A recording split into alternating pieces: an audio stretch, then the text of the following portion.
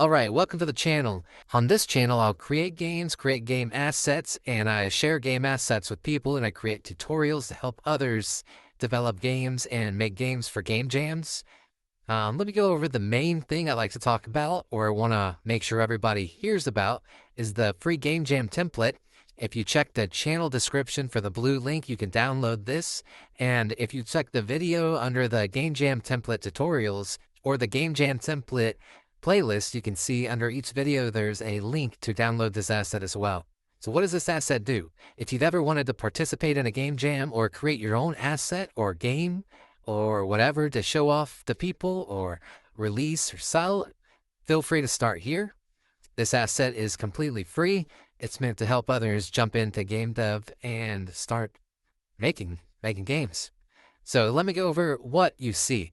We have our player controller. He looks pretty cool. He's got his clothes on. If we want to turn off the clothes, we just go under our player over here and we turn off the clothes right here. Just turn off the check, and we get this old school bean, the collider that is checking for all of the physics in the world. And then we got our sign back here. So what's the sign? It's a little asset made just to display what we feel like. We got other signs like pick up and throw objects. Look at an object, press R to throw. These objects have their own little script on them that lets them be thrown and picked up, but basically you just have to make sure you set this up properly to pick it up and throw it. And it has its own reference to how far it should be thrown. And we got a door here to transition between levels. It's already set up. And this one, we've only got one level right now, but it's already been tested before to jump between levels. And with the door, you just select it and make sure the name of the scene is right here. And that's how you can collide with this to transition levels. And while I start the playtest, let me talk a little bit more about this.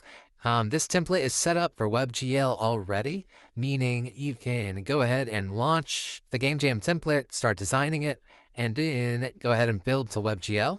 As you can see, we could pick up this. It's got a light throw, medium to far, and then a get away from me. I don't want to see no more throw. These objects have a script that lets them reset based on height. So once they hit a certain height, they'll reset. We have the door here. Like I said, you go through it and you open up the new level. In this case, we open the level we're in. We got a little bug here that I still got to fix, that you can walk up a vertical wall, or not a vertical wall, but a wall that's very, very vertical in its angle. You got objects around the map that you could push and knock off. Those will also reset. You can see it'll reset over there. They'll start coming back. We got more of those objects right here. We got double jumping. We got crouch, but the crouch has this weird camera pop. I'm still working on fixing that. We got a moving platform. Here with the moving platform, we got this jitter. I got to fix that, but it's still working. It moves. It does its job. We got physics assets over here to set up physics and be able to push things around. We got bounce pads, which are fun. We got air controls, so we can air control over and then hit our bounce pad and air control back. Hit our other bounce pad. We got cool little sticker setups here, so you can easily modify those to have stickers in the world. We've got objects or moving platforms that are based on points that are invisible. They're empty objects that you can't see, but basically the platform references where each point is and moves between them. I'm still working on getting the player to rotate with the moving platform when the platform's rotating. We've got teleporters here. All you do is step on it and it goes to it teleports you to a reference object that's over there, but it's an empty one, so you won't see it. And then if you hit this teleporter, it'll do the same thing and teleport you back. So yeah, that's the Game Jam template. You got all these assets ready to go in the file, and you basically just set up the project and start making a game. And I'll show you a little bit more about how deep this asset can go when it comes to making different games. It's not just first person. So if I Alt-Tab to bring my cursor out, and then I show my scene items in my hierarchy here, I'm just going to go ahead and open up my main asset player, and I'm going to scroll down so you can see the player controller script. At the top, we have our movement, air control, crouch, additional settings for turning on, setting the depth height for the player to reset at a certain height, mouse lock, so if you want your mouse to lock into the screen. But the one we're looking for changing up is below camera settings and below. So if we go to our camera settings and we change this from 0.01 and we push it out, we now move into third person and we can easily just start moving around in our world. And if we Alt tab back out, change some more settings, we can change the height of it.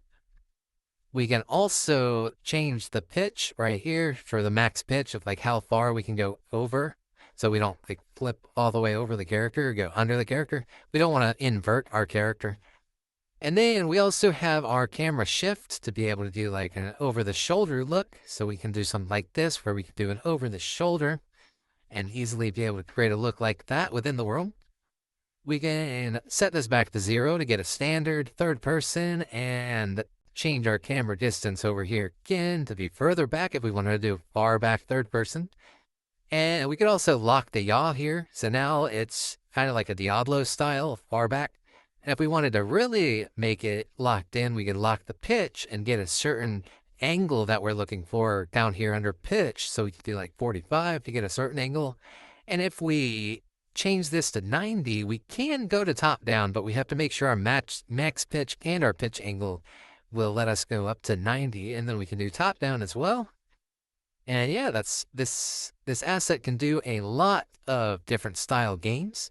And if you change these settings and learn what settings to manipulate, you can set up different versions of different games. And also, one other thing that's cool is you can actually lock the player's Z right here. So if you put the player in a certain spot and you want to build a platformer level, you can lock the Z and you can adjust the angles to be offset if you wanted to move from the front, or if you wanted to change the, I'll tab out again. I don't know what I was doing.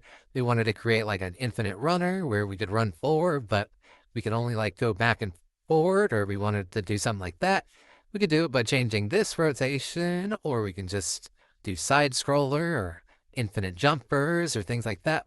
So yeah, this controller does a lot of things. You just have to be willing to experiment with the actual player controller settings.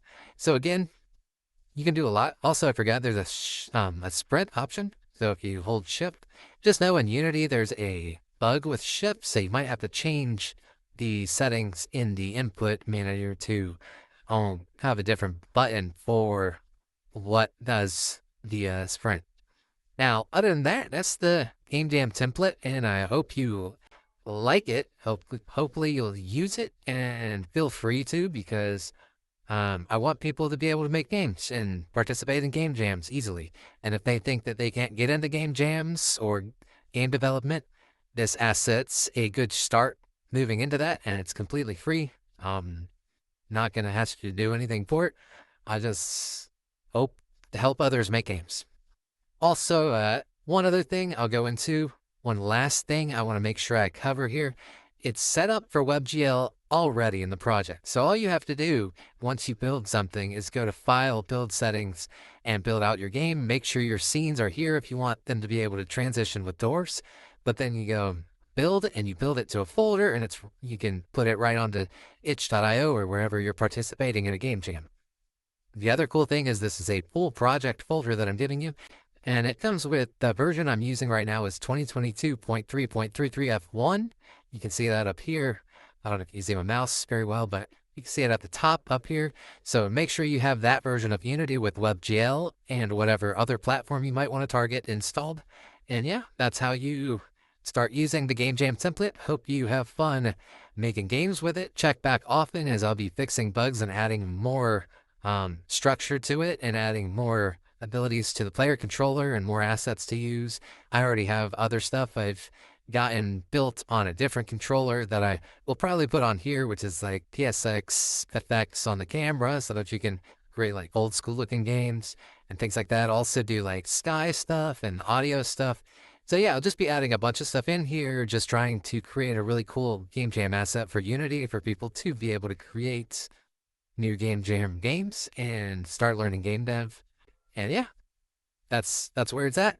Hope you enjoy it. Check back often. All right, later.